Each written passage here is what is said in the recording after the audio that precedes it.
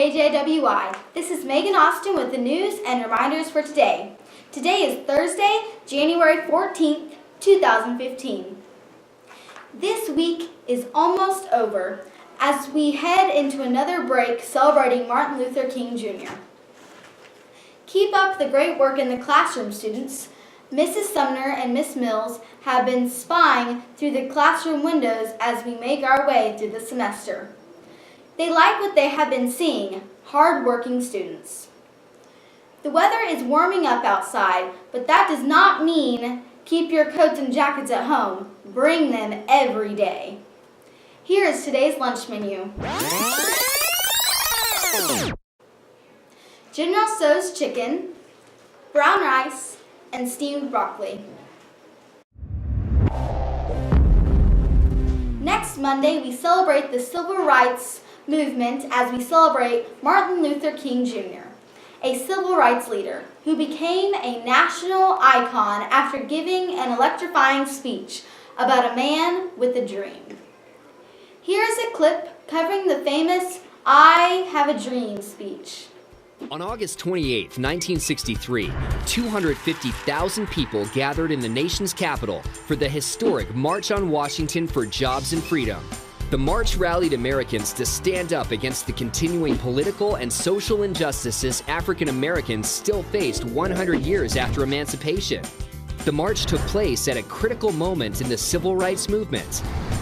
Tension and racial unrest had been building up throughout the year, with anti-segregation demonstrators making headlines in Alabama and President John F. Kennedy announcing his intention to pass civil rights legislation.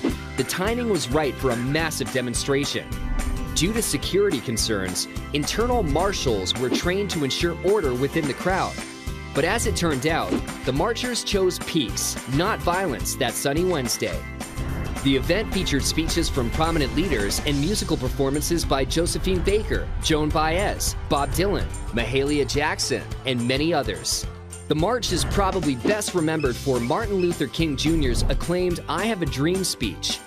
But we bet you didn't know the real story behind those famous words.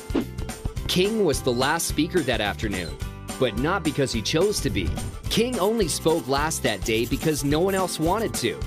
When organizers of the march debated who would speak when and for how long, none of the other speakers wanted the last slot because they figured most of the news crews would head out by mid-afternoon. King agreed to go last and to limit his remarks to only 4 minutes. And he didn't have to worry about not making the news. The audience gladly stuck around for his 16-minute speech. And you might be surprised to learn that King hadn't even intended to talk about his now famous dream that day. During a pause in his prepared speech, Mahalia Jackson called out from behind the podium, "Tell him about the dream, Martin." She was referring to a theme King had touched on in a speech 2 months earlier in Detroit.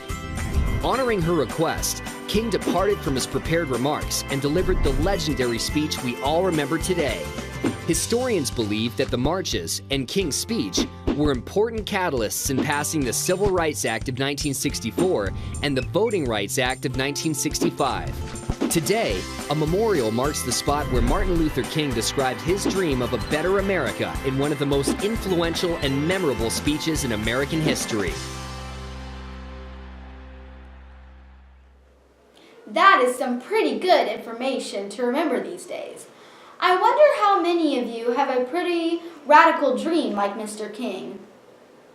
Well, that is all we have for today. Please stand for the Pledge of Allegiance and remain standing for a moment of silence.